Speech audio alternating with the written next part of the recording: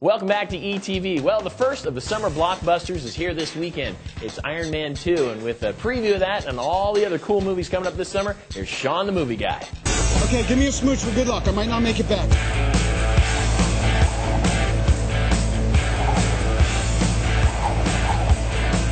Go get him, boss. You complete me? A surprise hit 2 years ago. The sequel to Iron Man rolls into theaters this week, and it's widely expected to be one of the biggest hits of the summer. Oh, it's good to be back. Robert Downey Jr. plays billionaire Tony Stark, the guy who built the Iron Man suit in the last movie, and the guy who now has to fend off the military who wants the suit for their own soldiers. America is secure. You want my property? You can't have it. But I did you a big favor. I have successfully privatized world peace. If that's not enough, there's also a psychotic Russian inventor, played by Mickey Rourke, and he's got a score to settle with Tony's family. Hey look, ultimately it all leads up to a lot of loud action scenes and over-the-top special effects. In other words, Iron Man 2 is the perfect movie to kick off the summer movie season. We went a little batty, and then we kept working and hashing it out, and it was just this kind of never-ending pursuit of the best possible ideas. And that's what's new in the movies this week. I'm Sean McBride, the Movie Guy, for ETV. And now we're joined by Sean the Movie Guy. Hey Brad, how you doing? Little trick. Awesome. Little trick I picked up last week, so.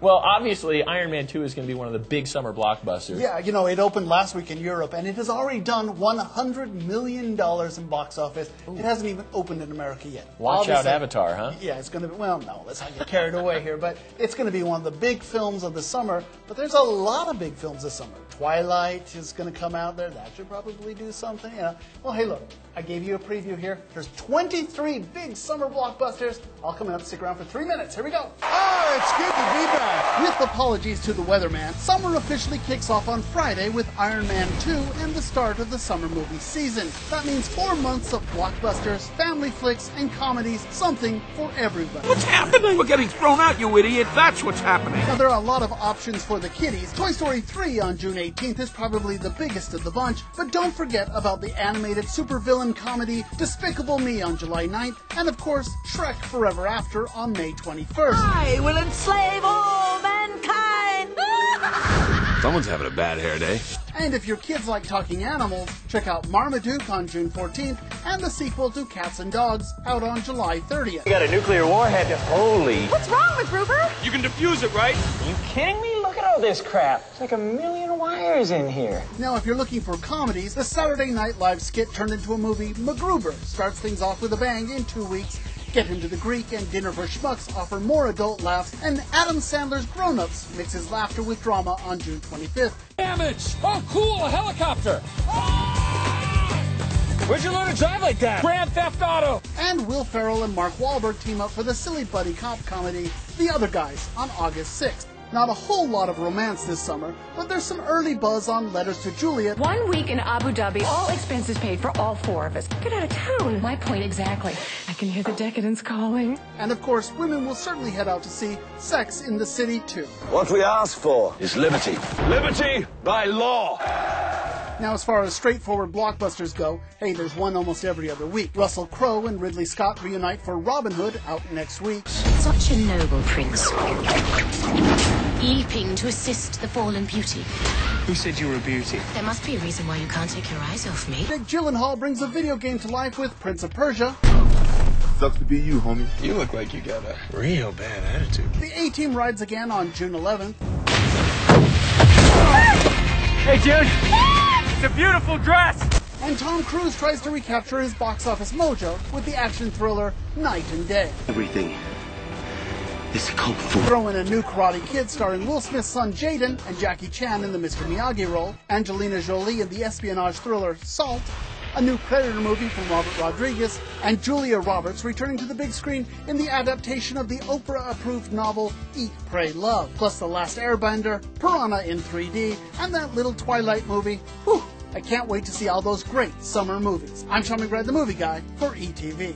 Wow, huge lineup of movies. So what are your big favorites for the summer? You know, I think that the, Twilight is sadly going to do well still. I'm just not a fan of the Twilight movies. But I do think Iron Man 2, I think that is the film to beat this summer. Yeah. It's still a little early. Don't forget Toy Story 3. Obviously, Toy Story 3. Summer is about family films and, Where have I been? I need to be anticipating this a lot sooner. Well, that's why we would ran them all down, because people go, wow, that film's coming out this year. So we're very excited about that. Hey, one thing I think it's interesting to note is that horror movies have fallen off the summer movie schedule. There used to be one or two every month.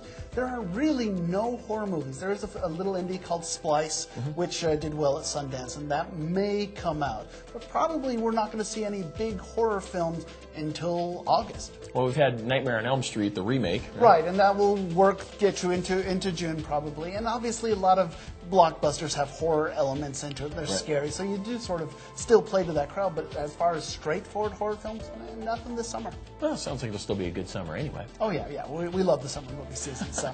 Well, tell us what's coming up at the Flicks. Over at the Flicks, we have two new films coming out, and the one that we want to talk about just in time for Mother's Day is a film called Babies. It's perfect for Mother's Day over at the Flicks. It's a documentary about 4 babies from around the world. It's a fascinating look at the similarities and the differences among newborns here. So they concentrate on a baby in China, another one in San Francisco, and it's very interesting, and it's perfect for moms. So take her over to the Flicks. Sounds enjoyable. And then new DVD releases coming up. New DVDs, not a great week for DVDs. Quite frankly, summer is not a great time for DVDs. They try and the blockbusters take all the steam and all the heat in the summer.